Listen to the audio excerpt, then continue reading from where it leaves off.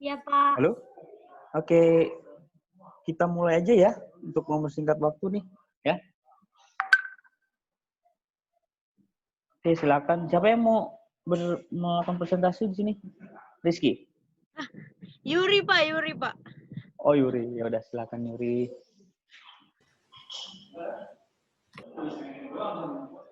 Iya, jadi pada kedengeran nggak sih suara? Kedengeran?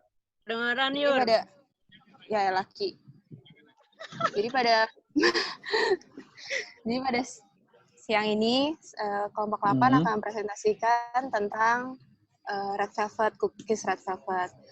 Nah, saya sebagai Yuri Karina yang akan presentasikan materi ini pada siang ini. Next slide.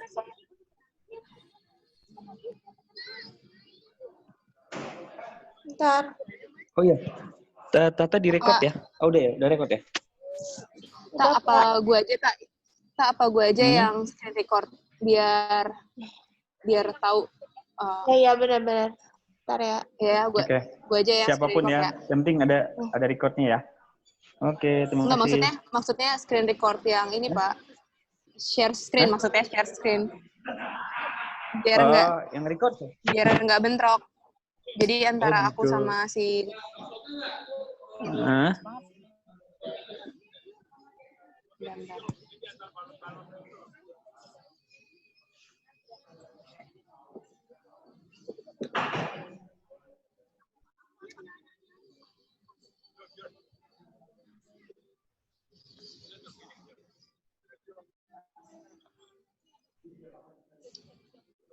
Nggak apa-apa Yuri, yang penting saya nanti dapat hasil recordnya ya dari pertemuan kita kali ini ya. Aku sih screen share aja, Pak. Maksudnya, bentar. Screen share. Yang record siapa? Nggak bisa ya? Tetap Tata, Tetap Pak. si ini. Tetap Tata. Tata, Pak. Oh, tetap Tata. Oke, Tata. Cuman, Ya, siap. bentar ya. Oke.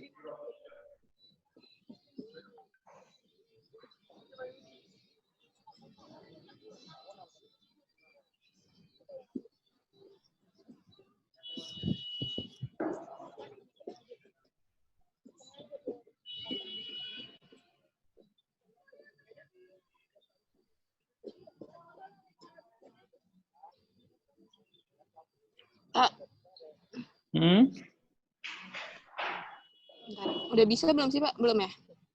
Belum. Lagi nyari. Belum bisa. Tadi udah bisa, kenapa ketutup ya? Enggak, itu Tata yang screen record. Maksudnya Tata yang screen share, bentar. Oh.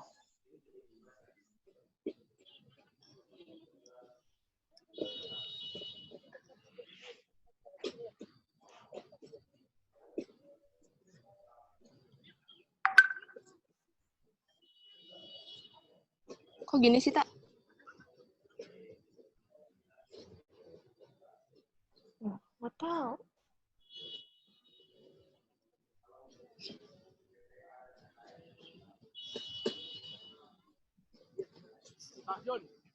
Bentar. Tata, Yurinya jadi in-hold. Wah, Bentar deh. Udah bisa belum? Belum. bentar, coba dulu lagi.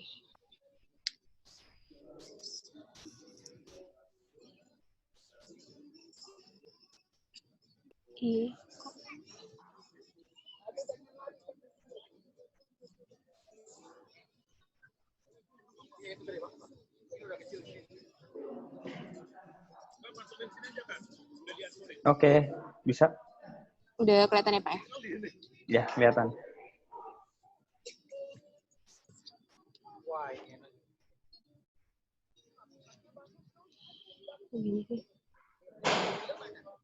Dek, sini deh.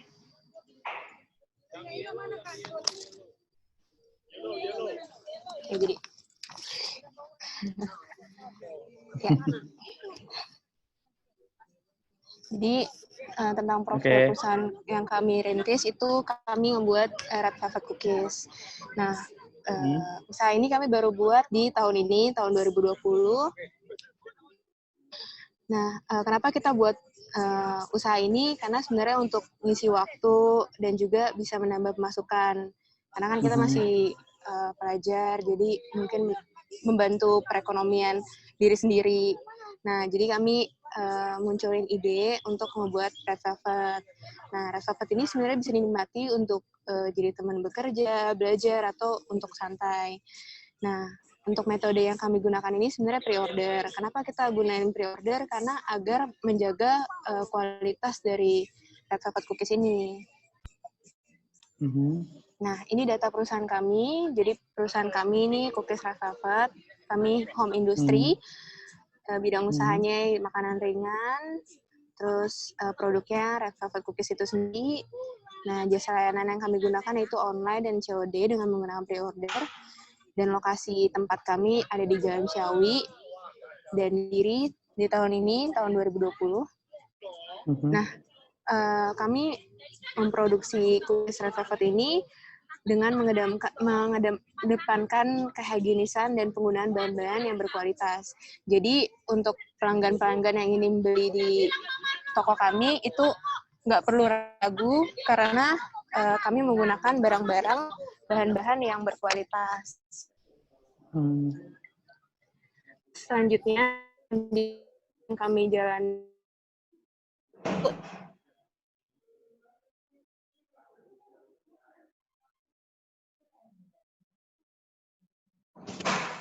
Keputus ya? Duh. Apa nih? Yuri?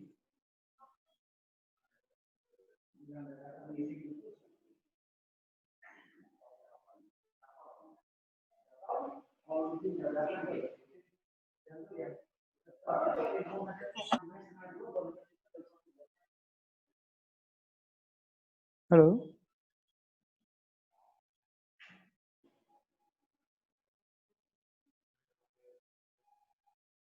Connecting Pak dia, Kak.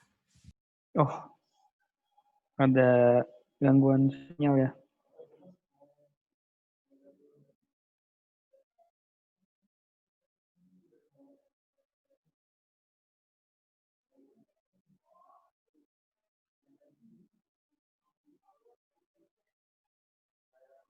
Ada Diva.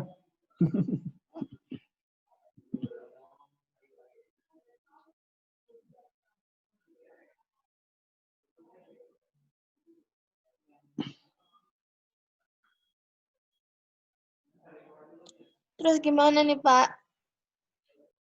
Kenapa? Ini gangguan sinyal atau gimana?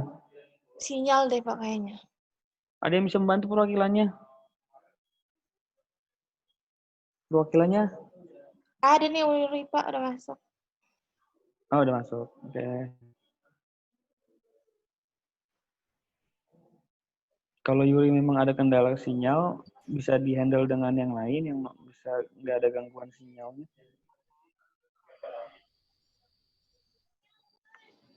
Bapak tadi ininya sinyalnya jelek. Wah, dilanjutkan aja, Yuri.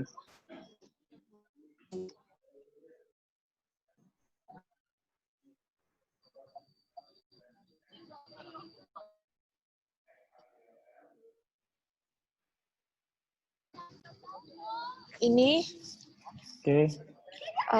segmentasinya yang pertama segmentasi geografis. Nah, produk yang kami jual ini sebenarnya untuk saat ini masih ada di Jakarta aja, namun tidak menutup kemungkinan bisa ada daerah-daerah lain.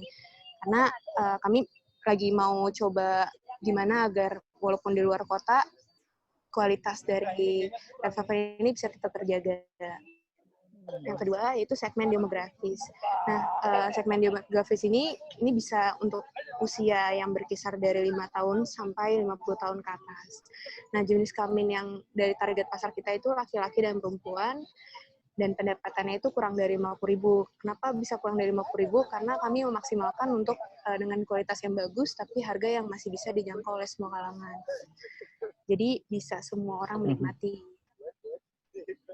Oke. Nah, yang ketiga itu segmen psikografis. Nah, kami karena harga yang cukup murah, jadi bisa menjangkau semua kalangan, mulai dari remaja, mungkin ibu rumah tangga, ataupun para pekerja.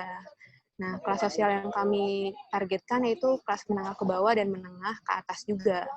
Nah, kepribadiannya sebenarnya orang-orang yang lebih suka nyemil dan ingin tahu orang, karena ini produk yang mungkin baru tren di kalangan masyarakat. Jadi kadang rasa ingin tahu orang tuh bisa bikin orang ingin mencobai produk kami. Yang keempat yaitu segmen perilaku. Nah, dengan adanya perilaku konsumen yang gemar mencoba hal baru dan gemar nyemil, maka kita menghadirkan ini, Red Velvet Cookies, untuk para pecinta makanan manis ataupun foodies.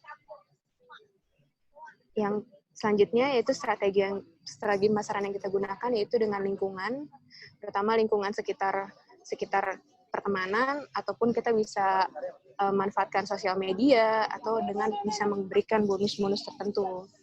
Nah, yang ketiga yaitu promosi. Nah, kami memberikan kode referral itu dengan kesan baik akan berikan pada customer. Terus kedua, membuat konten marketing di sosial media dan bisa melakukan personal branding. Ini maksudnya kita sendiri yang mempromosikan produk yang kita buat. Nah, yang keempat, sistem penjualan atau pemasaran. Nah, sistem penjualan yang kami gunakan ini yaitu dengan menggunakan pre-order atau dan juga COD. Jadi untuk orang-orang yang ingin beli produk kami itu bisa langsung via DM, WA, ataupun telepon.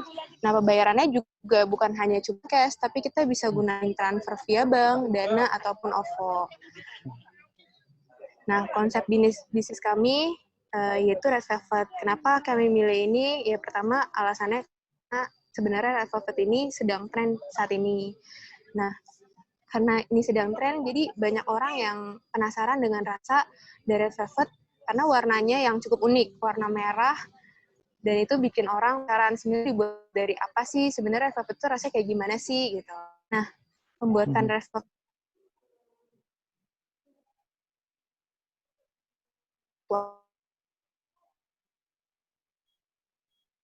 Velvet ini lebih memutuskan untuk membeli daripada ngebuatnya sendiri. Slot dari usaha yang kami buat itu strength-nya karena kekuatan dari perusahaan kami gunakan itu berkualitas. Nah, proses produksi hingga jadi, hingga king dan lain-lain itu high. Dan yang ketiga, harga kami cukup murah karena Velvet ini dijual juga di bakery lainnya, cuman dengan harga yang berbeda jauh dengan yang kami buat.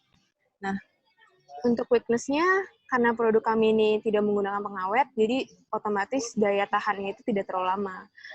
Nah, kalau juga dimakannya terlalu lama, itu bisa merubah tekstur dari Red Velvet-nya itu sendiri. Nah, peluang dari usaha kami, ini karena banyak orang yang penasaran dan ingin tahu.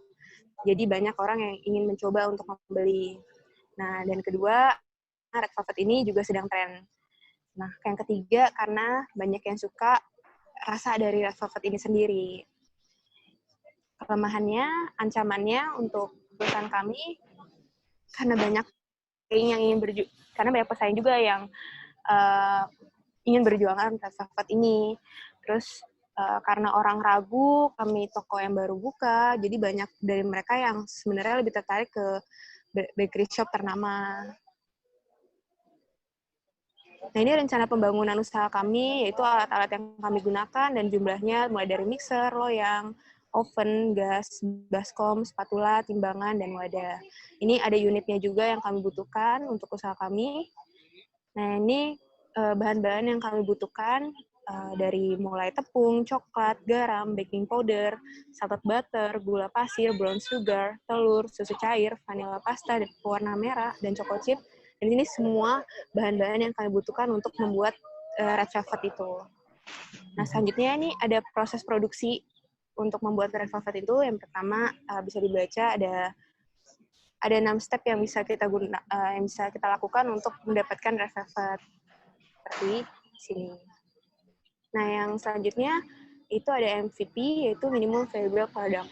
Nah, di sini ada Most Critical Leap of Faith Assumption. Yang pertama, konsumen menginginkan cemilan yang kering dan yang manis.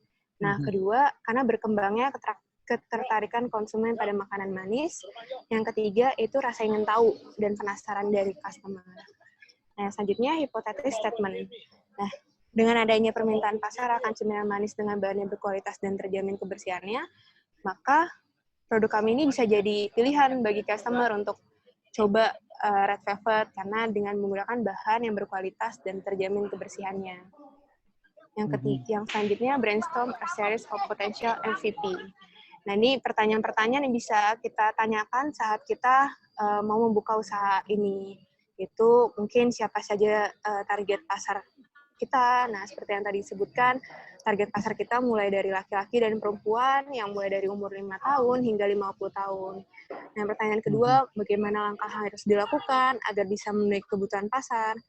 Nah, kita untuk perusahaan kami ini, usaha kami ini kita melakukan observasi, yaitu dengan membagikan sampel kepada semua kalangan usia, sehingga kita bisa tahu nih tingkat rasa yang mereka itu kayak gimana. Mungkin dari orang tua rasanya, mungkin karena orang tua mungkin lebih kurang suka terlalu manis. Kita memix semua pendapat-pendapat itu agar bisa menghasilkan rasa, bentuk, tekstur yang bisa sesuai dengan kebutuhan pasar, sesuai dengan kebutuhan target pasar yang kita garap. Nah, yang ketiga, ini penawaran produk. Kita bisa membuat pertanyaan, gimana sih kita menawarkan produk? Nah, untuk saat ini kita masih menawarkan produk secara online, menggunakan media sosial, misalnya Facebook, Twitter, ataupun Instagram. Nah, ini ada scoring card-nya. Pertama, MVP 1 dengan menawarkan same-day service dan membuat produk cookies sesuai dengan permintaan customer. Karena pertama, metode yang kita gunakan yaitu pre-order. Nah, yang kedua, kita memposting produk ini di sosial media karena kita masih menggunakan online, jadi kita menggunakan sosial media seperti Instagram, Facebook, Twitter, ataupun TikTok, dan lain-lain.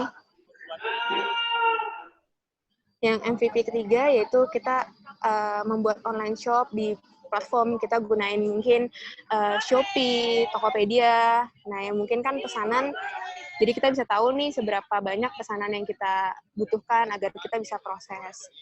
Nah, yang keempat sih MVP yang kita mau gunakan yaitu situs web. Ya, ataupun blogger food gitu, agar memudahkan customer jika ingin merasakan pelayanan dengan lebih cepat. Gitu. Nah, ini ada pertanyaan key matrix-nya. Bisa dilihat mungkin untuk project team, sudahkah perusahaan membentuk tim yang sukses? Apakah pelatihan karyawan yang ada dalam perusahaan telah mengembangkan pemasaran terhadap produk dengan baik?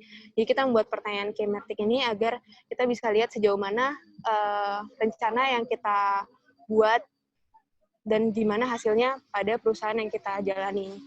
Nah, ini untuk pertanyaannya, dan ini untuk jawabannya. Mungkin kita bisa menjawab sesuai dengan perusahaan yang kita bangun, mungkin karyawannya, atau tim kita apa udah sukses atau belum, gimana cara kita pemasaran yang kita lakukan, ini seperti ini.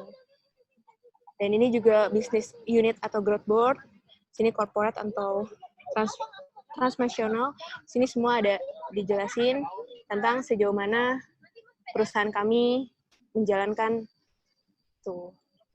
Ya, udah presentasi hari ini sampai sini. Terima kasih. Ada yang mau ingin tanyakan?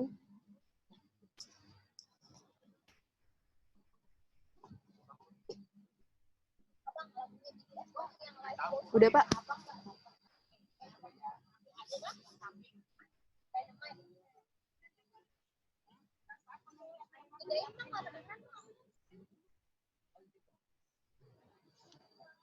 Pak, masih ke-mute, Pak.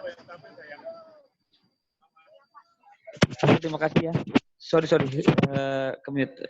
Jadi makasih ya hasil presentasi dari kelompok 8 ya, Yuri dan teman-teman ya. Kita lanjut aja ke kelompok selanjutnya ya. Hari ini ada 4 kelompok kan ya. Nanti setelah itu semua selesai presentasi baru kita lakukan sesi tanya jawab. Masing-masing memberikan pendapat pada produk yang telah diusulkan, diberikan, dipresentasikan di forum ini gitu ya. Lanjut aja ya. Oke, lanjut ke kelompok 2. Silakan siapa perwakilannya? Jadi tadi Yuri adalah makanan ya. Kue, sorry. Kue, velvet. Assalamualaikum Oke, Pak. silakan kelompok selanjutnya. Oke, waalaikumsalam. Siapa ini Assalamualaikum, Pak. perwakilannya? Waalaikumsalam. Pak, mau antar Bang Iqbal Pak. Oke, Muhammad Iqbal, silakan. Emang kenapa? Ini muka lo tuh. Gue beli 2 nanti, 2 set. Kapan udah beli? Silakan Muhammad Iqbal. Iya Pak. Selama ini lo pakai itu? Enggak, gue baru mau coba cetak ya. Kita dibantu servisnya tak?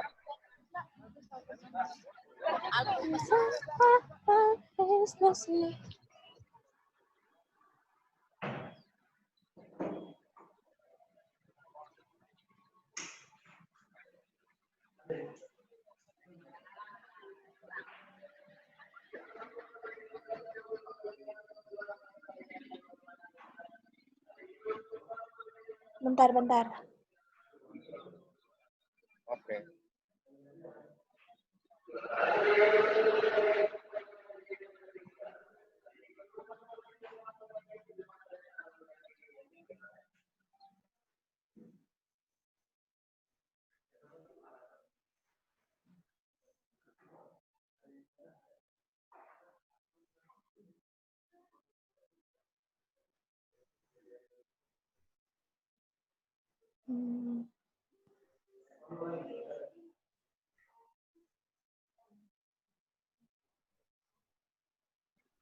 Ya, Assalamualaikum warahmatullahi wabarakatuh. Saya Waalaikumsalam.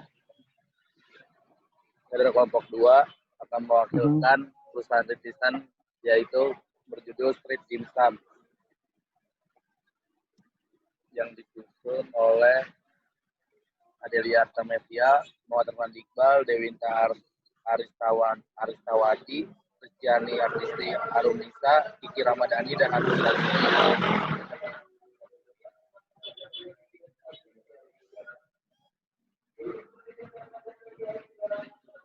Ringkasan eksekutif, yaitu kelompok kami ingin melakukan bisnis dimsum yang bertemakan food truck untuk menarik daya tarik konsumen yang sampai saat ini masih jarang ada di perbisnis kuliner Indonesia.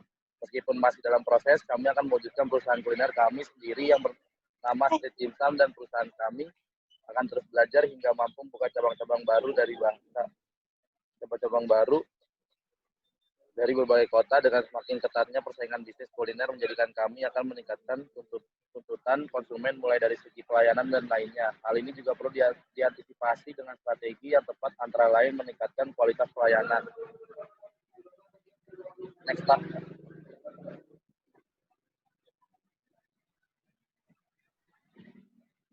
Profil perusahaan kami yaitu Street Dimsum menawarkan produk makanan yang berasal dari negeri tirai bambu, yaitu Cina, lebih tepatnya Hong Kong. Dimsum merupakan cemilan atau kudapan penduduk Tiongkok di wilayah selatan, termasuk Hong Kong, yang banyak dihuni oleh penduduk Kanton. Dimsum yang berarti makanan kecil ini merupakan istilah dari bahasa Kantonis. Jenis dimsum yang ditawarkan oleh Street Dimsum adalah dimsum sumai, argos, spring roll, mantau, sesame meatball, tonic claws, dan tofu skin roll. Next, Pak. Ini logo Street Dimsum tersebut.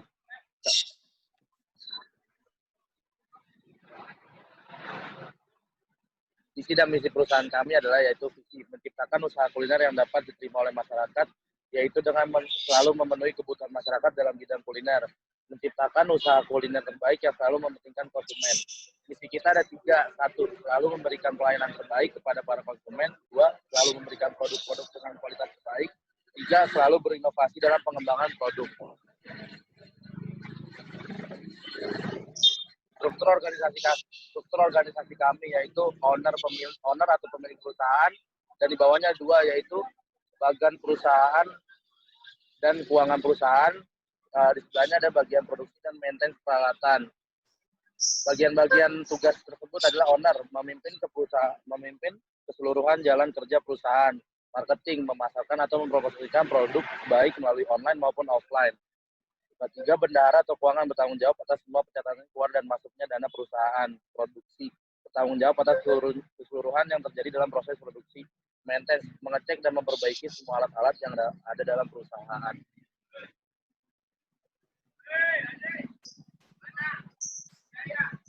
analisa industri dan pasar. Segmentasi ada 3 yaitu geografis, demografis, dan geografis.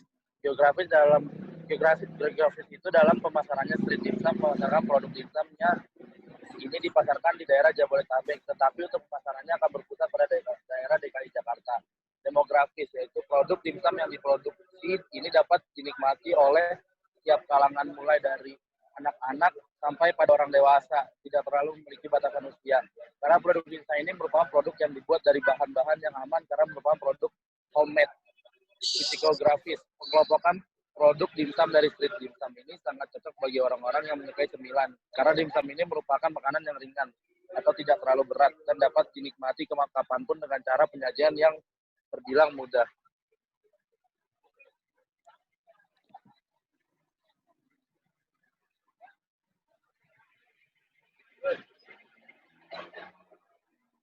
Segmen pasar, yaitu untuk sasaran dari produk dimsum dari street dimsum ini bisa dikelompokkan pada batasan usia 5 tahun hingga 70 tahun. Dikarenakan produk yang dapat dinikmati oleh setiap kalangan dari anak-anak remaja, orang dewasa, bahkan bagi sebagian orang yang sudah lanjut usia.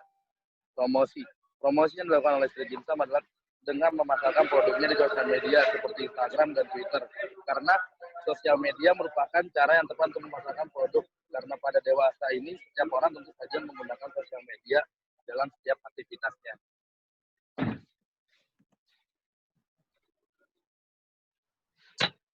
Strategi pemasaran atau penjualan. Strategi pemasaran yang kami lakukan yaitu dengan mengandalkan media sosial sebagai wadah untuk mempromosikan produk kami. Mempromosi melalui Instagram dan Twitter dengan melakukan kerjasama dengan para influencer atau selebgram untuk membantu dalam hal mempromosikan produk kami. Selain itu, kami juga bekerja sama dengan perusahaan ojek online untuk mempermudah konsumen dalam pemesanan secara online.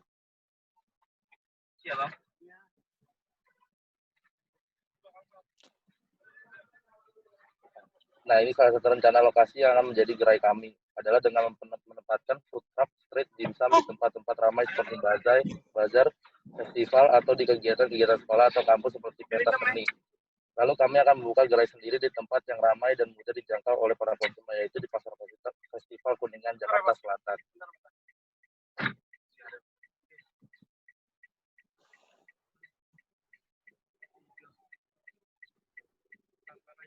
Ini analisis SWOT, yaitu strength, kekuatan dari produk kami, yaitu karena dimsum merupakan produk yang dapat dinikmati oleh semua usia dan semua kalangan, dan dimsum merupakan cemilan yang digemari oleh sebagian orang pada saat ini.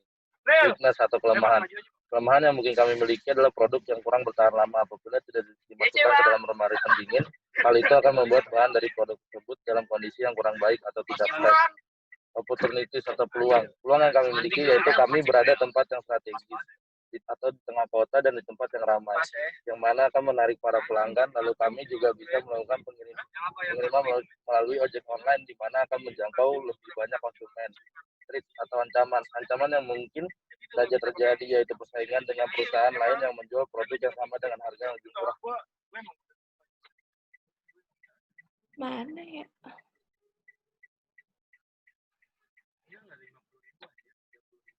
Bentar deh. Bentar ya. Proses.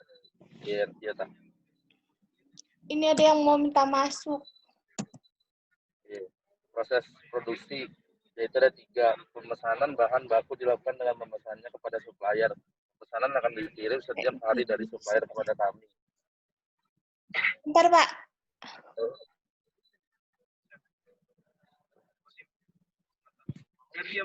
Oke, tak.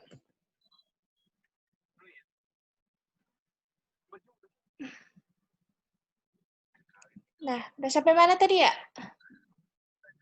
Sampai slide 13 kira. Sampai proses produksi. Nih.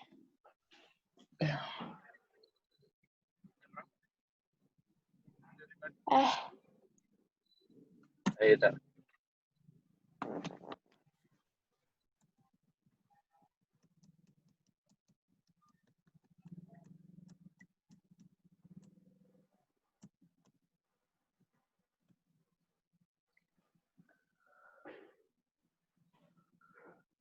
Ya udah lanjut. gula pasir dan merica. Ketiga, tambahkan tepung kanji pada adonan siomay, kemudian ulni. Keempat, ambil selembar kulit pangsit, isi dengan adonan udang ayam, kemudian satukan ujung-ujungnya. Usahakan agar kulit siomay penuh dengan adonan isi, tetapi tidak sampai meluber. Hias bagian atasnya dengan wortel yang sudah diparut.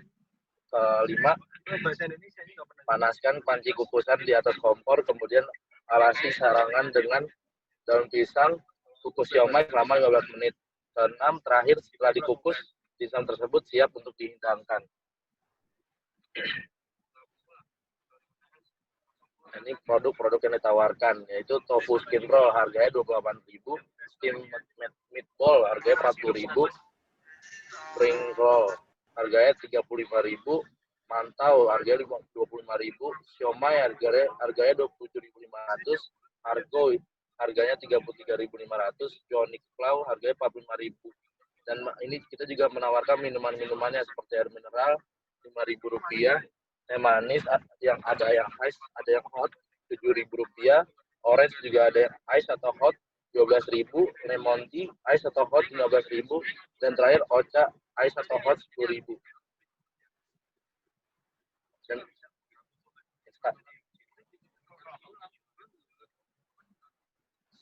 proses brainstorm as rest of potential MVP. Proses sederhana yang dapat dibangun untuk memulai produk ini dengan memberi sampel kepada orang-orang terdekat dengan harapan mendapatkan respon atas produk street dimsum ini, serta melakukan promosi dari mulut-ke-mulut. MVP 1, yaitu usaha street dimsum ini mempunyai stand dengan gaya food street, dengan food truck yang berada di tempat sentra kuliner dengan meja, kursi, dan papan nama bertuliskan street dimsum. MVP 2, street dimsum akan membuka PO atau pre-order untuk di kota yang sama, serta bekerjasama dengan Grab dan Gojek untuk memudahkan para konsumen dalam pemesanan dan mendapatkan produk street dimsum. MVP 3, membuat akun sosial media untuk produk agar konsumen bisa melihat varian dimsum apa saja tersedia dan promo apa saja diberikan untuk para konsumen.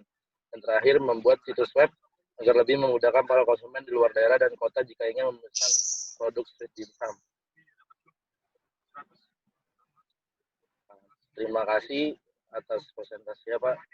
Terima kasih saya mempresentasikan produk saya, yaitu street dimsum. Assalamualaikum warahmatullahi wabarakatuh. Waalaikumsalam warahmatullahi wabarakatuh. Terima kasih kelompok dari M. Iqbal ya? Iya Pak, benar Pak. Iya, kelompok yang mempresentasikan mengenai konsep bisnis dimsum. Oke, kita lanjut ya ke kelompok selanjutnya ya. Silakan, dimulai aja. Boleh, Pak. Oke.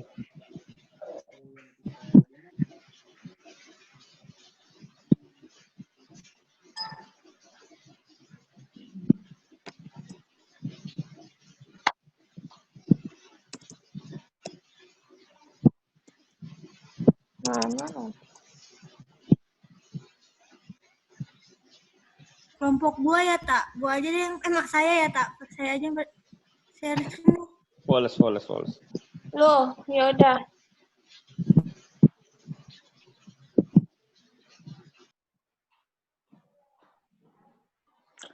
Kelompok 6 kan ini ya? Iya, Tak nggak bisa, Tak. Disable. Oh, bentar ya. Udah.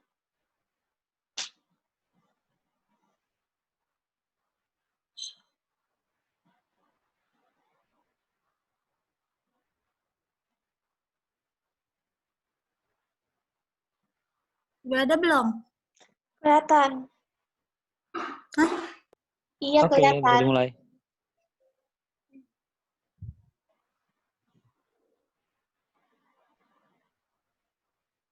Reza. Ini mempresentasikan. Katanya si Reza, Pak. Iya Pak, bentar Pak. Reza.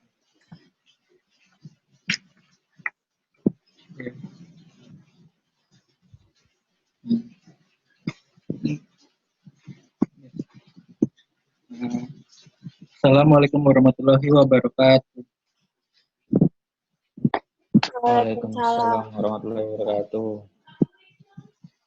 Saya Reza Dwanjar, Selaku perwakilan dari kelompok 6 ingin menjelaskan tentang produk kami, yaitu si Manggo.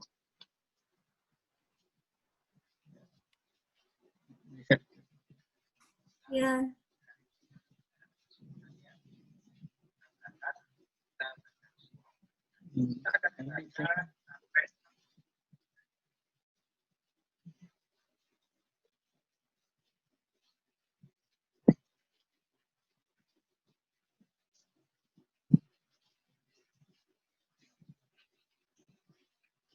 Slide-nya Dipa tuh.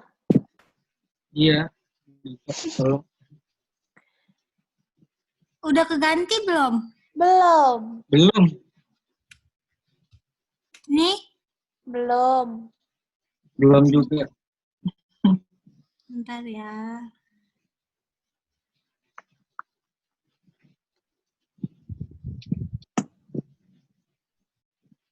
Nih, ada nggak?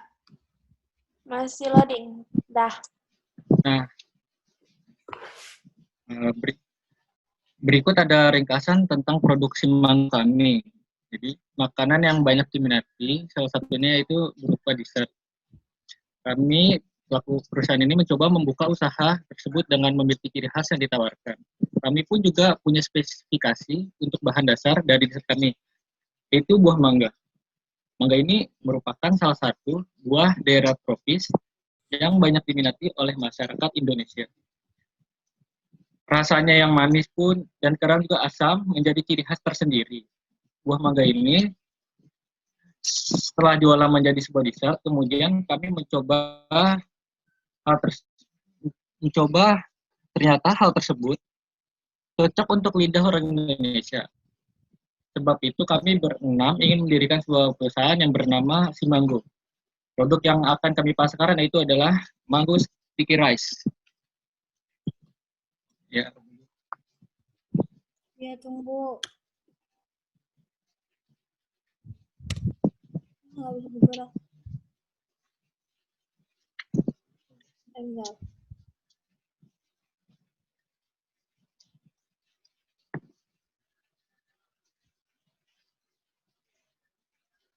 Ada nggak? Iya ada.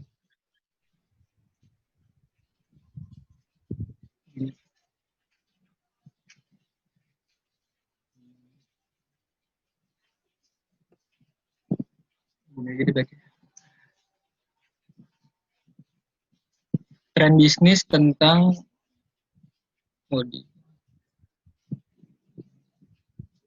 Ini gini aja kok. Ini aja. Ya udah.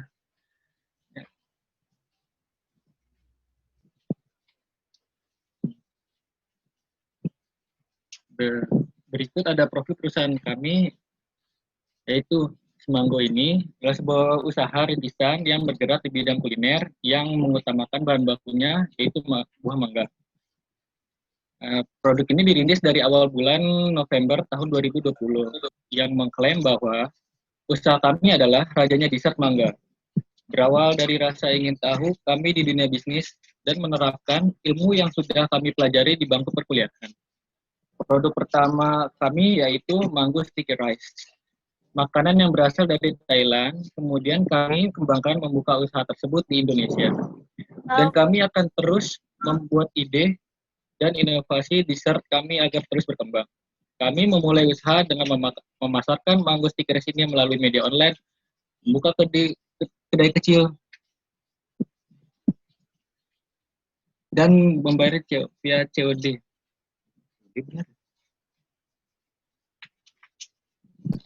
Berikut ada visi dan misi perusahaan kami, yang diantaranya visinya itu, yang pertama ada menjadikan salah satu produk dessert sehat untuk dikonsumsi oleh konsumen.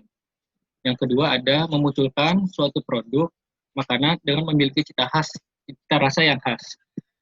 Yang ketiga ada menjadikan pelopor dalam rangka bertambahnya keanekaragaman olahan buah di Indonesia. Misi perusahaan kami adalah yang pertama menggunakan buah mangga sebagai bahan baku utama produk kami. Yang kedua mengutamakan kualitas produk dan terus berinovasi. Yang ketiga memberikan harga produk yang terjangkau oleh masyarakat. Dan yang keempat meningkatkan mutu dan kualitas, mengedepankan proses pengolahan, produksi yang terjamin baik dari bahan yang berkualitas dan rapi.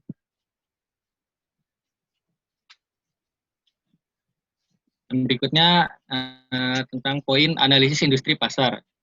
Yang pertama, segmen pasar. Target konsumen adalah semua kalangan mulai dari anak-anak, remaja, dewasa, hingga lanjut usia. Serta target kami yaitu para pecinta buah mangga dan pencinta makanan manis atau bisa dibilang dessert. Yang kedua ada strategi pemasaran. Yang pertama, menetapkan harga yang relatif murah agar semua masyarakat dapat menjangkau harganya. Yang kedua ada tempat penjualan yang strategis. Yang ketiga, melakukan pelayanan yang terbaik. Yang keempat, memenuhi kepuasan dan permintaan konsumen dan melakukan promosi dengan baik.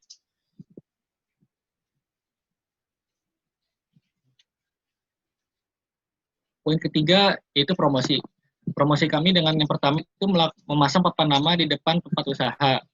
Yang kedua, dari mulut ke mulut yang dilakukan oleh konsumen yang pernah mengkonsumsi, yang artinya konsumennya ini sering membeli ini dan dia menawarkan temannya untuk membeli produk ini karena produk ini sangat bagus untuk dikonsumsi.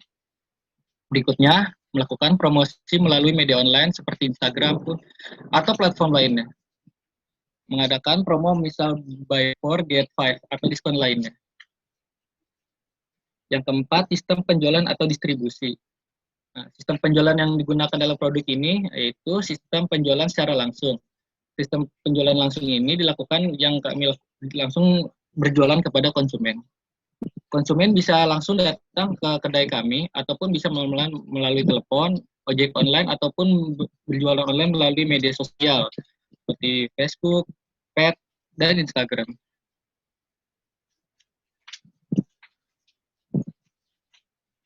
Berikut lokasi usaha perusahaan kami. Lokasi yang kami pilih berada di kawasan alun-alun Tangerang. Terdapat satu kawasan kuliner yang sangat diminati oleh masyarakat Tangerang. Kawasan ini banyak didatangi untuk olahraga, kemudian makan, atau bahkan hanya untuk sekedar makan. Daerah tersebut ini dekat dengan banyak sekolah dan pasar induk yang berada di Tangerang.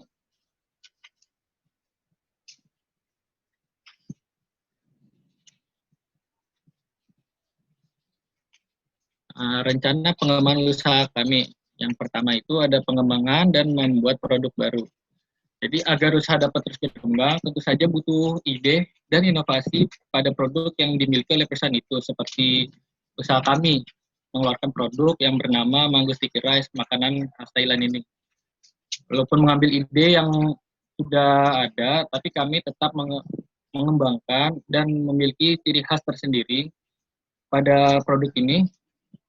Mungkin dari formula ketan yang berbeda ataupun krim yang kami racik sendiri. Selain itu, kami tidak selalu berpatokan untuk menjual produk ini saja. Sesuai yang klaim kami bahwa adalah Raja Dessert Mangga, tentu kami harus selalu mengembangkan produk ini yang berbahan baku utamanya mangga. Contohnya seperti membuat puding mangga, cake mangga, dan dessert lainnya yang harus kami gali, dan kami harus terus mencoba eksperimen untuk tetap mendapatkan ciri khas tersendiri. Ya, lanjut.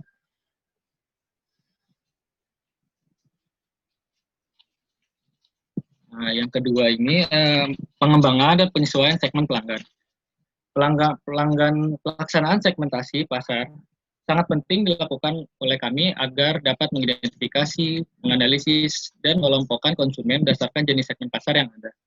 Kami juga perlu mengetahui dan juga memahami produk yang kami jual tersebut apakah cocok ataupun tidak untuk segmen pasar yang mana. Kami juga mengetahui bahwa segmen yang kami tetapkan ini tingkat potensial dan daya belinya tinggi terhadap pelanggan yang akan kami tawarkan. Hal tersebut kami lakukan supaya untuk meningkatkan kompetisi.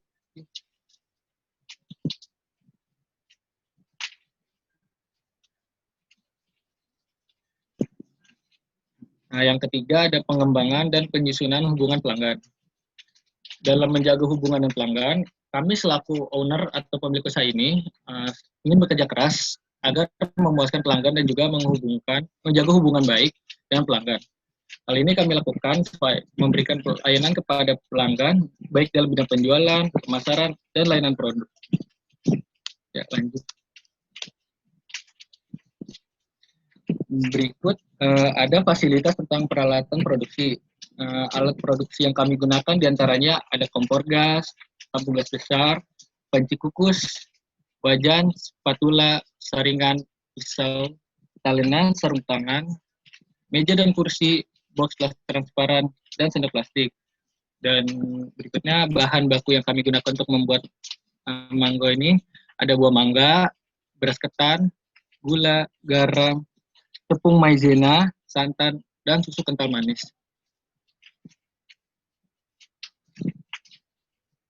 Berikut ada poin-poin cara membuat produk kami.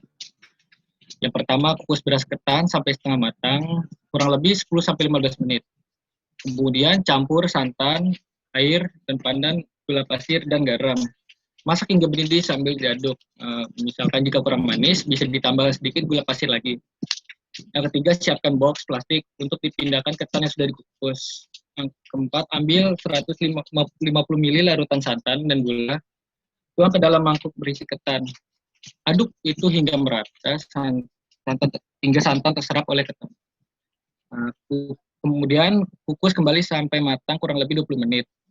Untuk sausnya dididihkan sampai kembali larutan santan.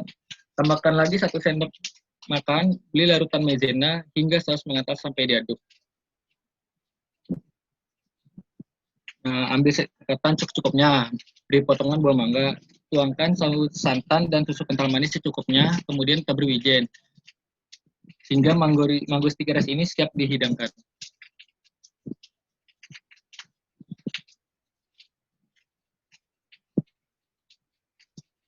Berikut ada poin MVP atau minimum viable product.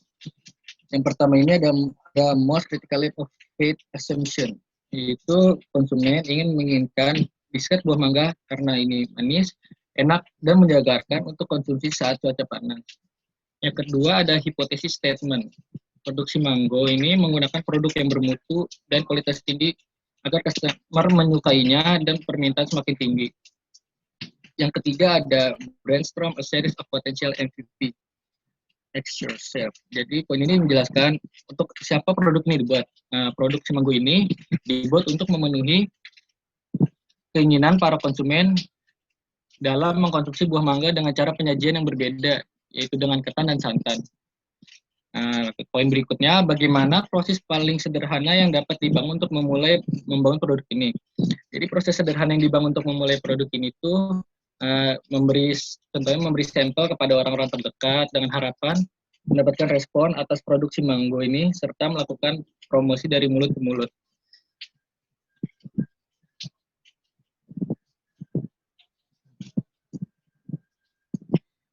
Berikut ada MVP dari produk kami. MVP yang pertama ini, usaha si manggo ini mempunyai stand yang berada di tepi jalan tempat sentra kuliner dan meja, kursi, dan papan yang bertuliskan si manggo.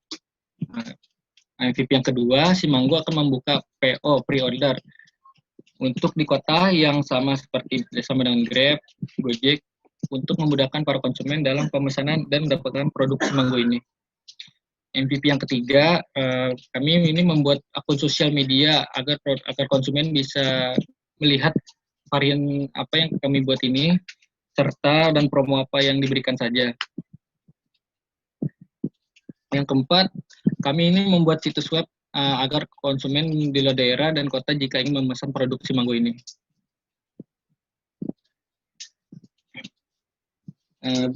Di sini ada tabel-tabel MVP scoring chart yang bisa dibaca. Yang ada berikutnya ada tabel lanjutannya. Ada poin-poinnya.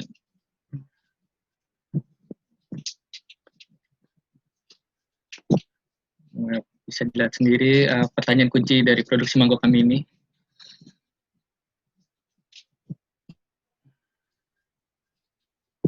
Berikutnya ada metode pertama kami.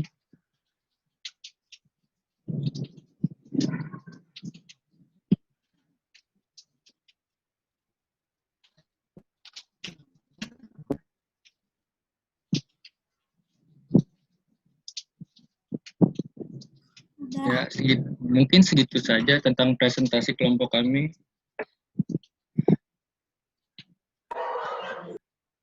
Kurang lebihnya mohon maaf. Wassalamualaikum warahmatullahi wabarakatuh. Waalaikumsalam warahmatullahi wabarakatuh. Oke, terima kasih kelompok dari Reza ya, yang mempresentasikan konsep produk Mango ya. Oke, terakhir untuk pertemuan kali ini adalah kelompok siapa nih? Tata ya? Tata, sudah siap belum? Bentar ya Pak, nunggu PPT-nya. Bentar Pak.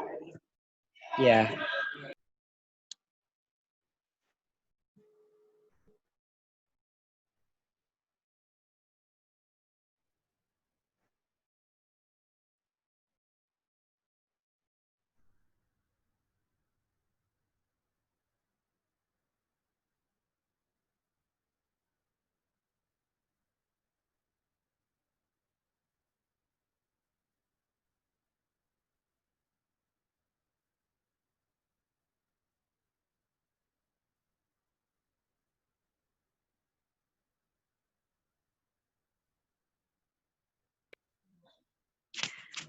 Teman-teman jangan lupa absen ya di daring ya.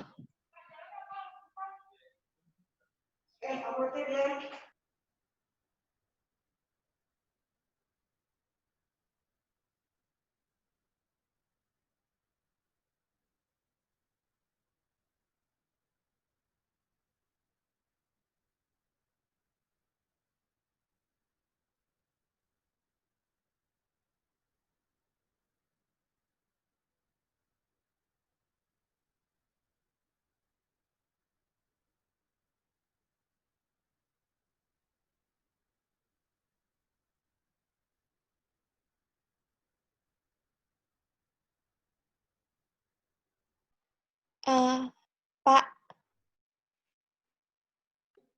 Iya, Kak. Raffi. Mana nih Kak Raffi? Kenapa? Iya. Ya, Pak. Ya. Assalamualaikum warahmatullahi wabarakatuh. Waalaikumsalam warahmatullahi wabarakatuh. Silakan Muammar Kadapi ya yang presentasi ya. Ya Pak, Oke. kami dari Silakan, kelompok Muammar. 3 kami dari kelompok 3 ingin mempresentasikan tentang coffee shop Famous. Kelompok kami itu Famous. Kelompok kami itu ada 6 orang ya. Yang pertama Azalea, terus ada Renaldi, terus ada Tata, ada Faza, ada Nevi, sama saya sendiri Pak. Oke. Yang pertama itu kami ada outline proposal itu ada 10 Pak. Yang pertama itu ringkasan eksekusi, tren bisnis, profil perusahaan, lokasi usaha, belum kan?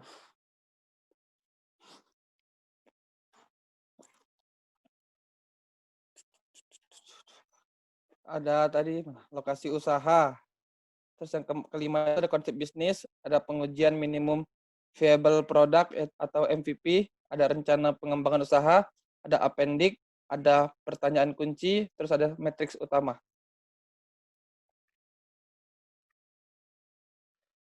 Executive summary. Jika saat ini yang disiapkan di coffee shop adalah secangkir cappuccino dari mesin espresso, dulu dari ceret kuno. Namun, kopi klasik tetap bisa dinikmati di kedai kopi modern. Cita rasa khas dari kopi asal Indonesia yang membuat beberapa kedai kopi yang telah dikenal dari berdiri berpuluh-puluh tahun hingga saat ini. Maka dari itu, kami mendirikan coffee shop ini karena melihat pengembangan tren saat ini kami memanfaatkan peluang itu untuk membangun sebuah usaha coffee shop, yaitu Coffee Shop Famous. Dengan konsep produk dan desain interior yang unik dan kekinian, yang pasti akan banyak diminati oleh kalangan-kalangan milenial, bahkan generasi X, generasi sebelum milenial, dan generasi Z, generasi sesudah milenial. Tren bisnis. Saat ini, bisnis kedai kopi atau coffee shop menjadi salah satu bisnis yang sangat menjanjikan. Hal ini dikarenakan berkembangnya tren minum kopi di kedai kopi atau biasa disebut nongkrong. Minum kopi kini tidak hanya identik dengan kegiatan yang dilakukan oleh kaum bapak saja. Anak muda pun menjadikan kegiatan minum kopi sebagai sebuah lifestyle dan sebagai sarana menunjukkan eksistensi mereka. Menurut data survei sosial ekonomi menunjukkan ekonomi nasional atau Susenas yang dilaksanakan oleh Badan Pusat Statistik atau BPS pada tahun 2018, jumlah penduduk yang termasuk kategori pemuda adalah sebesar 63,80 juta jiwa. Jumlah tersebut merupakan seperempat dari total penduduk Indonesia. Rusak. Dalam data penilaian internasional Coffee Organization atau ICO pada tahun 2015 itu peminat kopi sangat meningkat sebesar 88% lebih besar dari pertumbuhan dunia yang hanya 6%. Tak coba kembalikan lagi tak? Rusak layarnya tak? Screen-nya. Gimana? Coba ini next dulu. Terus balikin lagi. Kayak sinyalnya deh.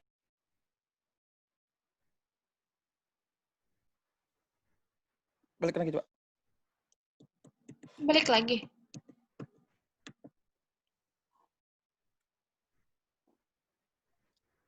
Udah bisa belum? Udah. Sedangkan pada masa tahun 2018 menunjukkan bahwa meningkatnya para konsumsi kopi sekitar 4 tahun berturut-turut ini sehingga mencapai rata-rata 2,49% di Indonesia. Melihat data peningkatan konsumsi kopi tersebut, tak dapat dipungkiri bahwa bisnis kedai kopi merupakan bisnis yang memiliki prospek yang baik ke depannya.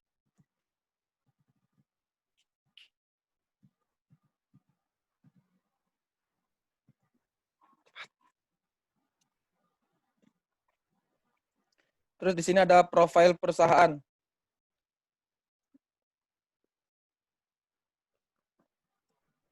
M. Renaldi Ramadhani. Pertama itu pemilik bisnis. Jakarta, 7 Desember tahun 2000. Jalan Ampera Raya, Gang Sawo, nomor 3, Jakarta Selatan. Dengan nomor HP di bawah. Terus pekerjaannya mahasiswa. Terus ada Azalia Novianti. Itu pemilik bisnis Makassar, 14 November 2000. Jalan Cempaka Putih Tengah. Berapa nih? 27. Nomor 6. Nomor HP di bawah, terus emailnya di bawah. Kerjanya mahasiswa. Langsung data Nevi perusahaan aja. Arda, pemilik apa? Langsung data perusahaan aja. Oh, data perusahaan. Nama perusahaan tuh Coffee Shop Famous. Terus bidang usahanya itu kuliner, produknya kopi dan makanan, jasa layanan tambahan online dan COD, lokasi home industry, mulai berdiri tahun 2020.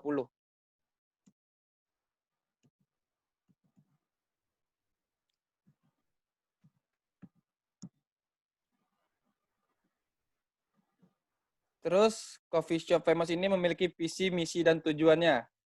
Visinya itu menjadikan Coffee Shop Famous sebagai kedai kopi yang digemari oleh para penikmat kopi dan diterima semua kalangan. Terus misinya itu mengutamakan kepuasan dan memberikan pelayanan kepada konsumen dalam hal rasa, kenikmatan, dan kenyamanan. Terus menjaga kafe agar selalu cozy dan homey. Terus ada menyajikan dengan harga yang murah dan terjangkau dengan bahan baku yang berkualitas. Terus tujuannya itu mencari keuntungan atau laba, membuka lapangan pekerjaan, terus mencari target penjualan.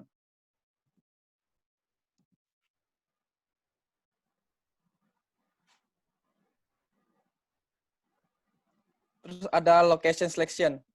Dalam pemilihan lokasi, kami memilih di lokasi yang dapat dijangkau banyak orang Dan saat ini Coffee Shop Famous ingin membuat banyak cabang di seluruh area Indonesia sehingga dapat dikenal masyarakat Indonesia, dan lokasi pun harus tepat dalam melakukan pemasaran terhadap konsep lokasi seperti dekat dengan perkantoran dan perkuliahan seperti area-area tertentu yang mudah dijangkau. Tentunya di area yang membuatnya sangat mudah ditemui di jalanan kota. Sedangkan mindset strategi pemasaran tradisional justru menentang penempatan toko yang berdekatan karena dapat memotong penjualan dari outlet-outlet yang ada.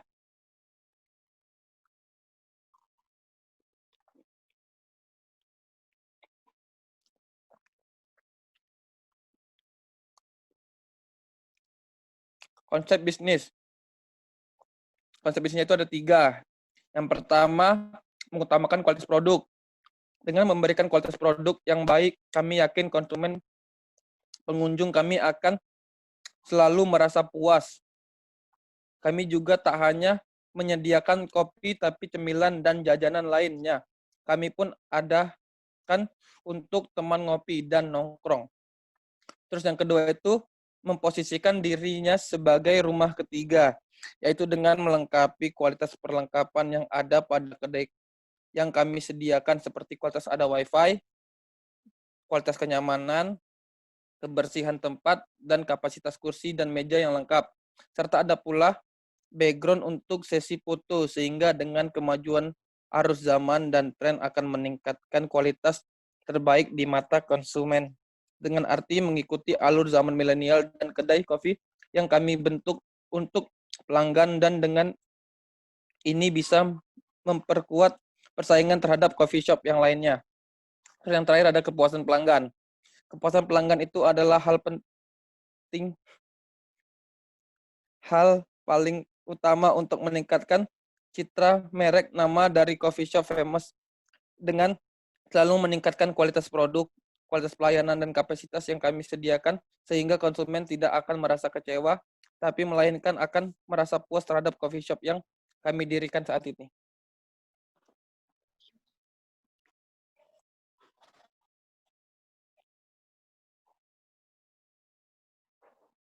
Oh, masih ada. Yang keempat itu ada inovasi, memperbanyak varian rasa aneka kopi dan minuman lainnya, serta memberikan sedikit hiasan untuk minuman kopi yang akan dihidangkan, serta menambahkan beberapa makanan dan jajanan di kedai coffee shop Famous agar para konsumen lebih bisa menikmati dengan makanan yang mereka inginkan. Maka dengan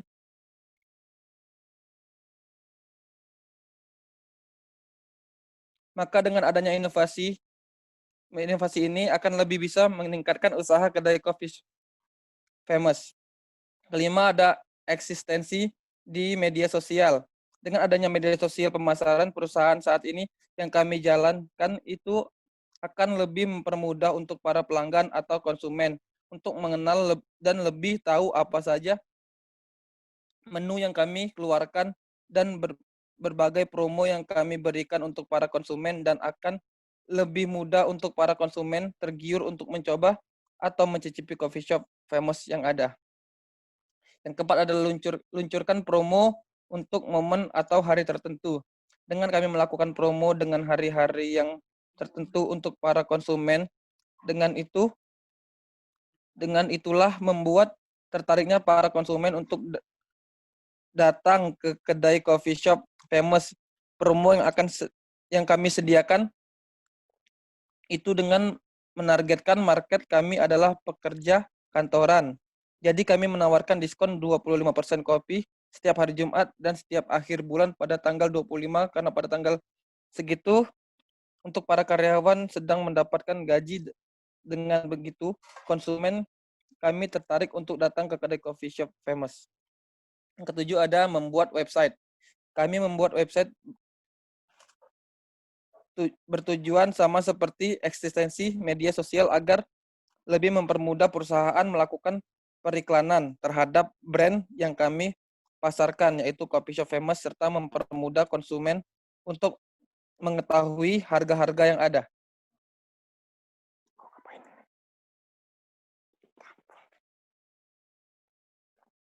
langkah-langkah taktis dengan pengujian minimum viable product atau MVP. Coffee Shop Famous melakukan uji coba pertama dengan cara Dropbox, yaitu melakukan penyebaran brosur, iklan di website, dan meningkatkan daya tarik konsumen dengan cara pengenalan yang kita buat di kedai kopi yang pertama, yaitu melakukan tindakan gratis pada konsumen untuk mencoba Coffee Shop Famous dalam rangka pembukaan pertama, sehingga konsumen merasakan kenikmatan kopi yang kami buat. Dan kedua, melakukan promo besar-besaran sehingga konsumen tertarik untuk datang ke kedai-kedai yang kami sediakan di seluruh cabang Indonesia.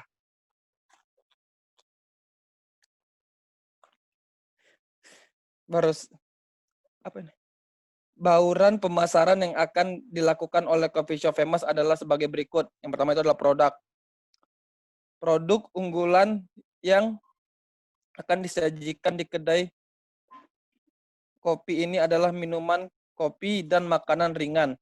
Bahan dasar dari kopi yang disajikan didapat langsung oleh kebun sendiri, dan ada juga kopi yang diimpor sehingga banyak sekali berbagai macam rasa dan aroma yang sangat enak sehingga membuat konsumen selalu merasa puas dengan kopi yang telah disediakan.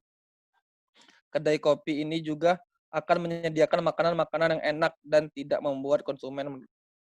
Pak, maaf, ini waktunya udah 1 menit, Pak. Mau diganti dulu apa gimana, Pak? Pak,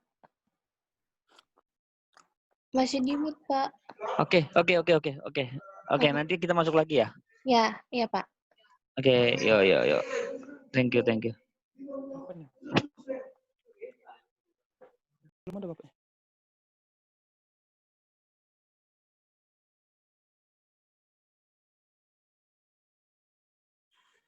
Bapaknya udah masuk emang? Belum deh kayaknya.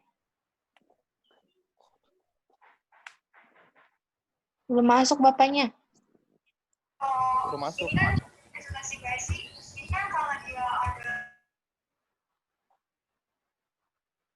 Sebentar, saya minta waktu 15 ya, saya ada tamu sebentar. Oh, lagi ada tamu.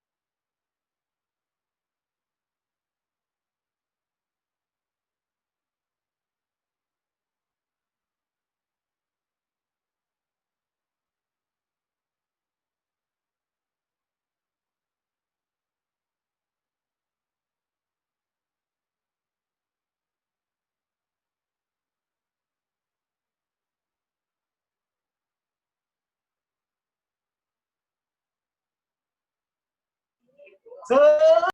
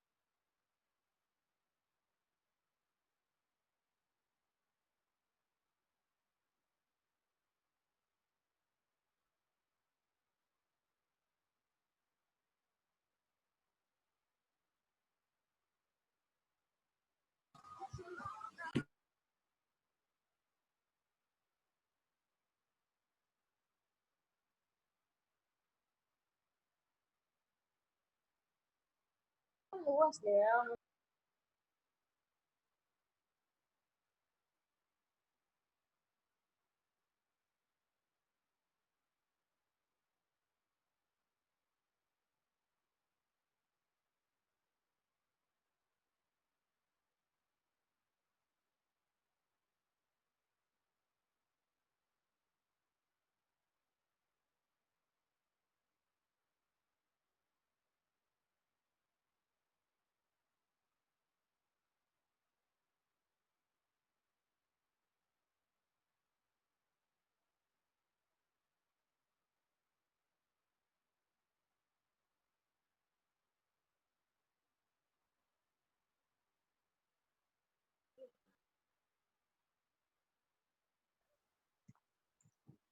Halo,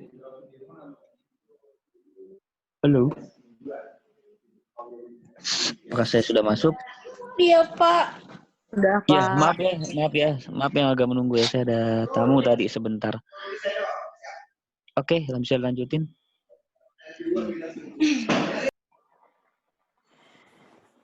Kurapi.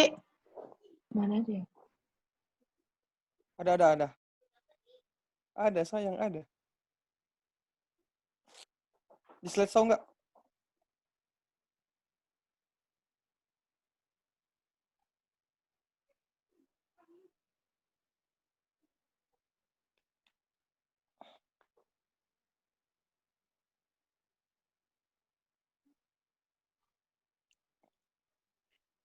Ya Pak, tadi kan sampai produk Pak. Sekarang kita ke price atau harga.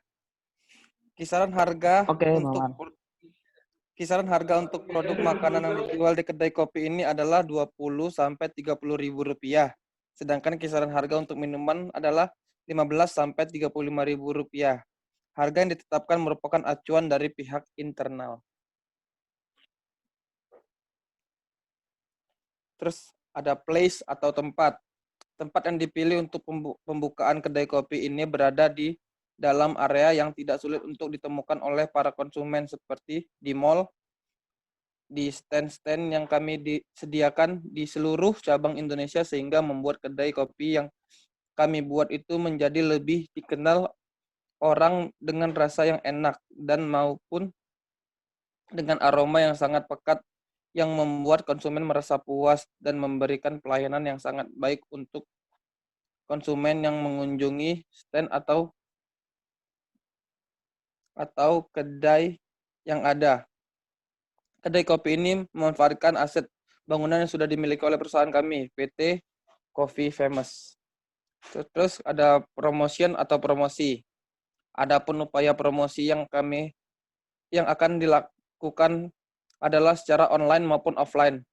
Strategi online yang dilakukan yaitu promosi secara gencar pada media sosial seperti melalui Instagram dan penambahan informasi di website yang sudah tersedia. Sedangkan upaya promosi offline yang akan dilakukan adalah pembuatan signage, spanduk maupun banner yang dapat menandakan bahwa terdapat kedai kopi di dalam mall terdekat maupun di stand yang kami sediakan atau di barbershop yang dinamakan Famous akan menikmati promo yang harga kopi yang kami sediakan.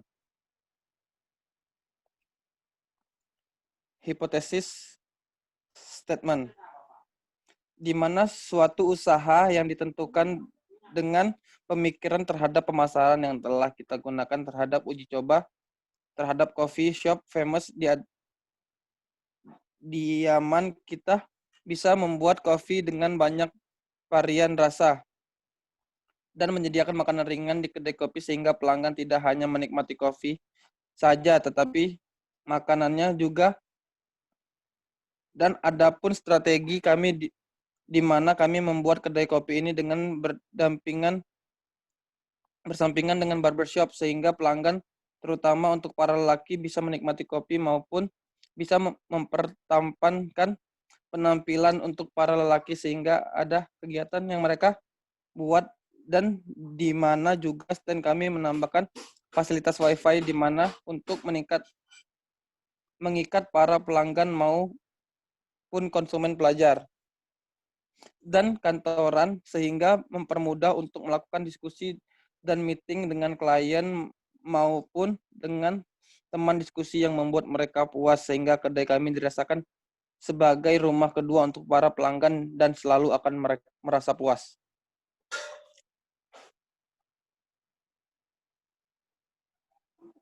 Sini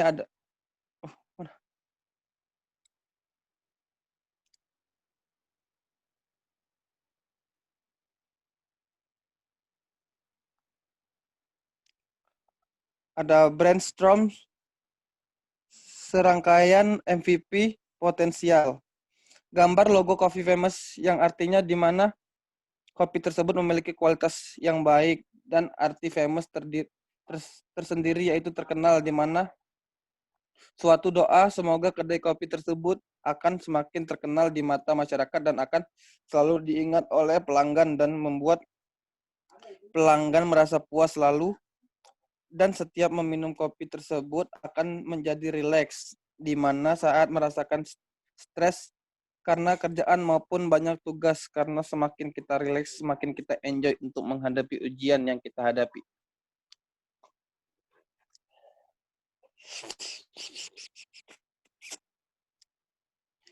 MVP 1. Coffee shop famous memiliki stand dan kedai yang ada di mall maupun sebuah toko yang telah disediakan fasilitas oleh perusahaan PT Coffee Shop Famous dengan menggunakan meja, beberapa kursi, dan papan nama dasar untuk memberitahu mereka Coffee Shop Famous dan list harga yang ditentukan dan fasilitas lainnya. MVP 2, untuk mendapatkan Coffee Shop Famous, kami juga membuka delivery untuk di seluruh cabang yang sama dan kami juga bekerja sama dengan Gojek dan Grab sehingga mempermudah pelanggan untuk mendapatkan coffee shop famous dengan lebih mudah tanpa harus mengantri. Terus MVP 3, selain itu, kami memiliki sosial media di Instagram di @coffee.famous17 dan website www.coffeeshop.famous17.co.id serta memiliki aplikasi Coffee Famous agar mempermudah pemesanan dan pengiriman dari pelanggan yang di daerah yang sudah tentukan berada di web maupun Instagram yang disediakan sehingga kami dapat mengirim Coffee Famous Indonesia dengan packaging yang aman dan tentunya tidak gampang tumpah dengan ongkir sesuai jarak pemesanan pelanggan. MVP 4 ada sosial media dan aplikasi memungkinkan pemesanan dan pengiriman on demand antar negara atau seluruh dunia. Rencana pengembangan usaha. Yang pertama ada pengembangan atau penambahan varian baru. Terus ada pengembangan dan penyesuaian segmen pelanggan. Terus yang terakhir ada pengembangan dan penyesuaian hubungan pelanggan. Ini ada appendix. Pertama itu peralatan kopi dan peralatan lainnya. Kulkas kecil, ada glassware dan silverware, ada blender, total. Terus ada sipun, ada french fries, ada mesin espresso, ada grinder, ada scale, ada milk streamer, ada milk jug. Tuh, harganya ada di sebelah sana, sebelah kanan. Terus ada bahan-bahan minumannya. Ada kopi dan susu. Terus ada peralatan kopi, peralatan lainnya itu ada bahan minuman, ada peralatan interior, alat pembayaran, dan biaya lain-lainnya. Listrik 13 volt ampere, ada biaya perizinan usaha perseorangan, izin dan lain-lain. Alat pembayaran itu ada mesin kasir dan cash drawer. Peralatan interior itu ada 4 set meja dan kursi, aksesoris, peralatan bersih-bersih, dan CCTV. Udah. Kasih, Pak.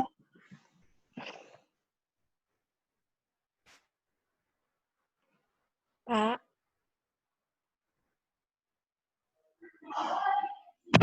Halo, ya. Oke, terima kasih sudah mempresentasikan seluruhnya ya. Hari ini 4 kelompok sudah selesai semua presentasikan mengenai konsep produk dengan metode MVP ya, dengan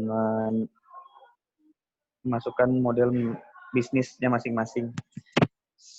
Sepertinya memang waktunya juga tidak bisa terlalu lama ya. Saya masih ada banyak pekerjaan yang harus saya selesaikan nih.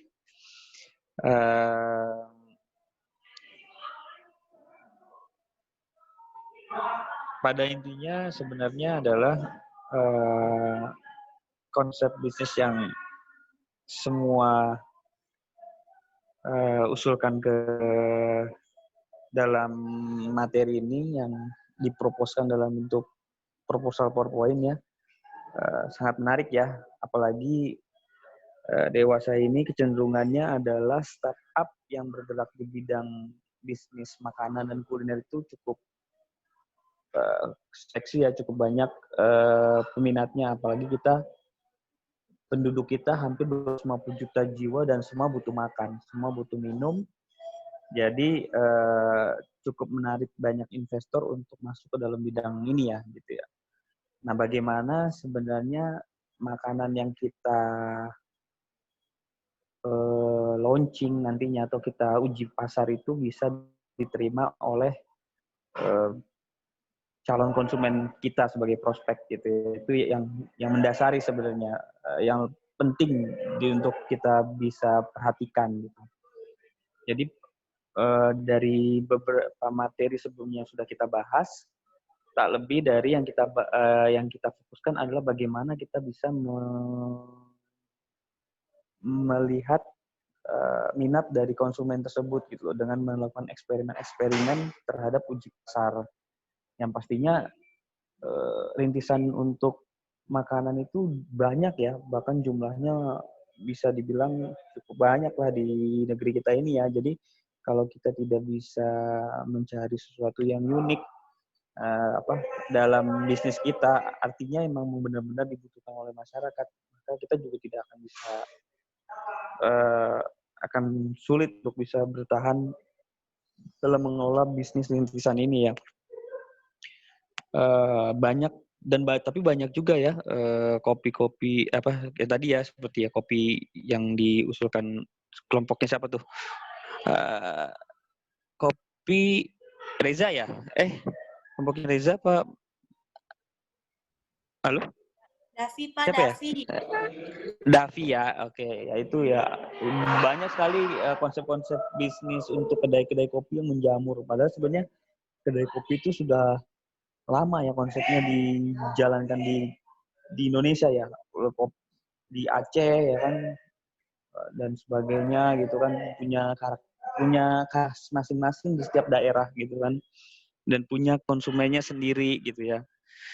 Nah, makanya di dalam pembelajaran kita kali ini kita berharap bahwa setiap bisnis yang kita mau jalankan itu bukan dari judgement kita pribadi, tapi dari eksperimen pasar yang kita tanyakan dari beberapa sampling calon konsumen yang mau kita bidik. Makanya tadi ada segmen juga kan ya, gitu. Tapi memang yang belum mengena adalah materi-materi yang setelah UAS ini ya, masih saya lihat dari sebagian ada yang ada yang memang sudah sebagian mengupas, ada yang memang masih dalam tahapan tentu, tapi overall kalian sudah mengerti ya bagaimana mengkonsep suatu bisnis dengan pola cara lama dan dengan menggunakan metode yang sudah modern dengan lean startups seperti sekarang ini ya. Jadi diharapkan dengan kalian nanti terjun di lapangan, mungkin setelah kalian lulus kuliah, mungkin ada beberapa yang memang lebih berbisnis kayaknya hal yang lebih menarik saat ini gitu. Ya mungkin itu bisa bisa jadi metode yang kita pelajari saat ini berguna di suatu kesempatan pada saat kalian ingin melakukan bisnis, dan bisa juga mengikuti perkembangan zaman yang ada saat ini di tengah ketidakpastian dan perubahan yang begitu cepat. Kayak contohnya ya sekarang ini yang booming ya, kayak kopi kenangan, janji jiwa ya. Bahkan mereka tidak hanya menjual kopi, tapi menjual chemistry, menjual experience ya. Banyak sekarang kopi-kopi itu tidak hanya menjual kopi, karena yang menjual kopi itu banyak ya, banyak dan cita rasanya juga mungkin nggak terlalu jauh beda, tapi gimana mereka menjual experience yang orang tuh mungkin saat ini beberapa orang tuh udah punya gaya hidup yang berbeda dibandingkan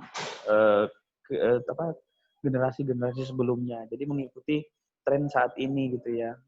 Ada juga yang mungkin kalau kalian pergi ke kota di pinggiran Bogor, antara Bogor Sukabumi, itu ada namanya yang tempat nongkrong anak-anak milenial, kopi daung ya, kayak gitu ya. Mungkin kalian udah sebagian tahu ya. Nah itu dia padahal di sana dia tempatnya itu ibaratnya juga jauh dari keramaian sebenarnya kan, di atas kaki bukit gunung gitu ya. Tapi kenapa bisa orang tuh sampai mencari gitu ya, mencari spot itu gitu. Karena saat ini mungkin orang udah jenuh dengan penatnya kota gitu. Mereka mau cari sesuatu yang lebih alami, sesuatu yang lebih fresh gitu kan. Nah, bisnis dari Kopi Daung itu menjual experience dari hal tersebut. Itu keunikannya. Dia bisa menangkap peluang bisnis ya, sehingga model bisnisnya bisa diterima oleh beberapa segmen dari masyarakat gitu ya. Nah, jadi saya harapkan gitu ya, kalian benar-benar bisa setidaknya menerima materi yang kita sudah bahas ya, dalam hal bagaimana meng-create suatu startup, bagaimana sampai perusahaan rintisan itu bisa berkembang, bahkan bisa mengarah ke unicorn gitu ya. Nah, harapan saya tidak hanya sekedar teori di bangku perkuliahan, tapi bisa dipraktekkan dalam kalian memulai kehidupan baru nanti. Sebenarnya tidak harus kalian harus lulus kuliah ya, tapi di saat ini pun kalian sudah bisa melakukannya gitu ya, meng-create konsep menjadi action yang bisa bermanfaat nanti untuk diri kalian sendiri gitu. Dan untuk pertemuan ini sebenarnya ada satu bahasan yang mau kita bahas, yaitu tadinya agak lupa sih, mengenai pendanaan.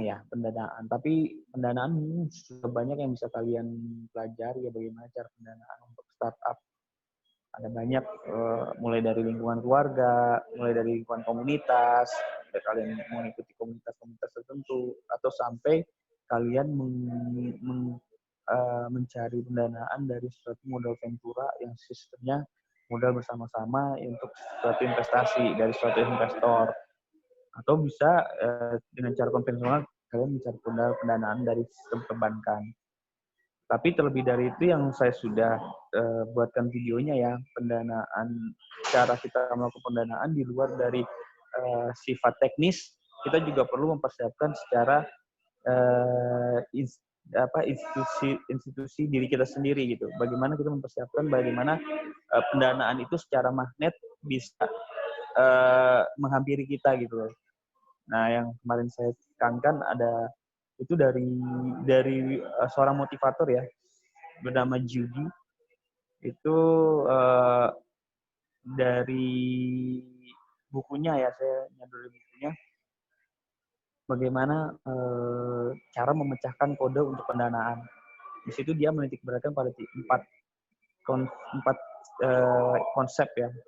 Pertama, bagaimana kita bisa melakukan gertakan untuk diri kita sendiri. Banyak mungkin dari kita yang selama ini yang masih memiliki sifat mungkin malu untuk melakukan suatu gebrakan, atau kadang-kadang jangankan untuk bisa bertemu dengan atau berkumpul dengan bersosialisasi dengan beberapa dengan orang-orang gitu.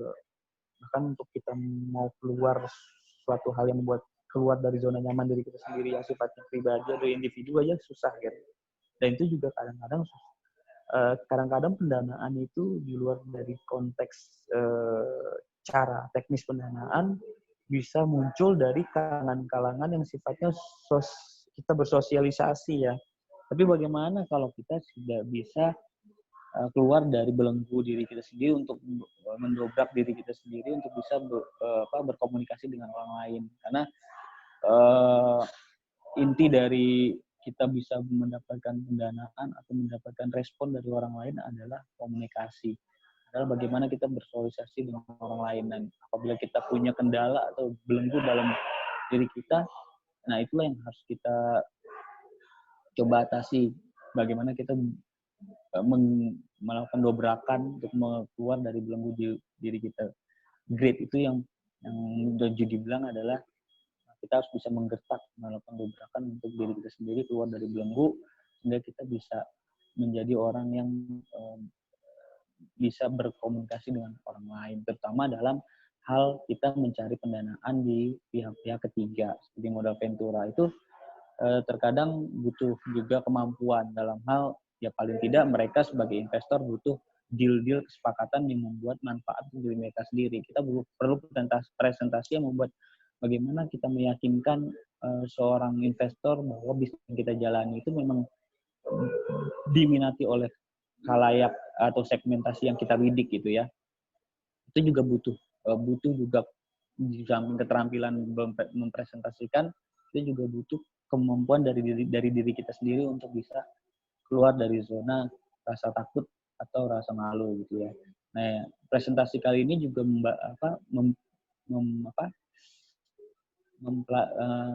jadi pembelajaran untuk kita bagaimana kita bisa aktif dalam memberikan presentasi ya, tidak atau mengemukakan suatu ide atau konsep kita di depan orang lain atau dalam hal ini investor. Itu yang terpenting. Terus yang kedua, rasa ingin tahu atau curiosity ya. Bagaimana kita setelah kita punya dorongan atau motivasi untuk bisa keluar dari belenggu kita terus kita meningkatkan atau menumbuhkan rasa ingin tahu. Bagaimana sih caranya kita mencari pendanaan? Bagaimana caranya kita mencari link untuk ke pendanaan tersebut? Rasa ingin tahu lah yang perlu harus kita tekankan gitu ya. Karena cuma kita sudah punya motivasi tapi kita tidak ada keinginan untuk memiliki rasa ingin tahu yang tinggi, itu juga akan sulit untuk kita mendorong atau mendobrak diri kita untuk maju. Yang kedua adalah kemurahan hati atau generosity ya. Itu juga penting karena sudah banyak pepatah orang nenek moyang kita bahwa apa yang akan kita tuai, apa yang kita sebarkan, itulah yang akan kita tuai. Jadi apapun yang kita sebarkan ke orang lain, kebaikan-kebaikan yang positif, maka akan kembali kepada kita kepada hasil yang kita dapatkan dengan hal yang sama gitu. Kadang-kadang magnet itulah yang membuat kita nggak pernah tahu siapa orang yang kita berikan kebaikan-kebaikan tersebut. Mungkin orang itu adalah investor, mungkin orang itu adalah orang pemilik dana yang besar yang kita nggak pernah tahu sebelumnya. Dia juga bingung mau diapakan dana idolnya, kita nggak pernah tahu. Nah, kebaikan-kebaikan kita kepada semua orang itulah yang menjadi dasar fondasi kita untuk bisa memperoleh dalam hal ini pendanaan untuk pengembangan bisnis startup kita. Jadi Judi ini lebih menekankan pada soft skill ya, lebih pada kemampuan, pada dorongan kemampuan di dalam diri kita gitu, lebih ke sana. Karena teknis mungkin bisa kita pelajari, tapi tetap penting ya. Dan kemudian kalau tiga itu bisa kita jalankan, maka keberlimpahan lah yang kita dapat atau abundance seperti itu. Ini lebih banyak kepada motivasi untuk ketika kita sudah mempelajari konsep-konsep MVP dan segala macam teknik bagaimana kita meng-create atau mendirikan suatu bisnis, hal terakhir yang kita harus perlukan adalah yaitu persiapan mental dan diri kita sendiri, bagaimana kita bisa menuju ke arah sana gitu. Karena konsep-konsep itu bagaimana kita melakukan action itu kalau tidak ada soft skill dalam diri kita masih terbelenggu, ya agak sulit juga gitu ya. Itu pesan terakhir dari pertemuan kali ini sebelum kita menuju UAS. Pada prinsipnya semua sama ya, mengenai pengembangan metode ini. Saya harap saya sudah melihat beberapa dari kalian sudah bisa lebih melakukan pengembangan dari materi kewirausahaan, karena kewirausahaan kemarin juga sempat membahas mengenai bagaimana pengembangan produk, tapi di sini kita lebih fokus lagi, lebih bisa melakukan lebih bisa tarafnya lebih lanjut lagi dengan bagaimana pengembangan produk itu tidak hanya sekedar pengembangan produk, tapi lebih bagaimana kita mengembangkan suatu instansi. Nah, Lean Startup lebih mendepankan kepada instansi manusianya, bagaimana kita bisa mengembangkan metode tersebut sehingga dari pengembangan instansi yang ada, di situ kita juga bisa mengembangkan produk yang sesuai dengan minat dari konsumen yang bisa memberikan solusi bagi kebutuhan mereka atau masalah yang mereka hadapi gitu ya. Oke, sampai dengan saat ini ada pertanyaan? Halo? Enggak ada, Pak. Nggak ada ya, sudah cukup ya. Saya rasa tanya jawabnya kita sudah saja ya. Kalau memang ada yang mau dipertanyakan, silakan bertanya. Saya kasih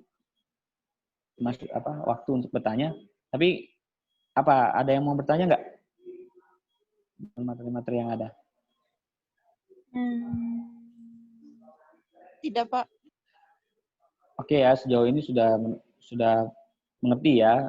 Kemarin yang Ken Watanabe sengaja saya tidak juga memberikan saya memberikan kesempatan kalian untuk mencari tahu sendiri, tapi overall kalian apa yang kalian jawab sudah mewakili apa yang Watanabe ungkapkan dalam bukunya ya. Walaupun ada beberapa yang juga masih agak sedikit kurang pas gitu ya. Tapi yang saya nilai baik itu ya yang sudah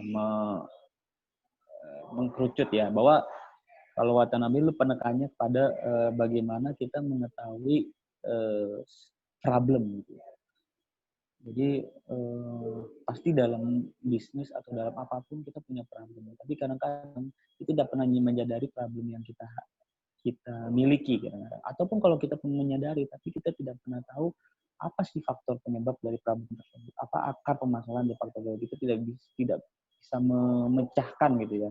Nah di situ Watanabe memberikan suatu solusi bagaimana cara menyadari, mengidentifikasi, mengeksekusi sampai mengevaluasi dengan membuat pohon logika gitu. Jadi kalau kita tidak bisa melakukan, ada mungkin orang secara harfiah bisa dikasih kesempatan untuk mengetahui problemnya apa, mencari solusinya apa, dan tepat sasaran. Tapi mungkin ada orang yang harus secara teknis dia bisa mengerti, oh ternyata problemnya misalnya bisnis saya ini seperti ini, ternyata kalau dirunut-runut permasalahannya di sini. Ini yang harus saya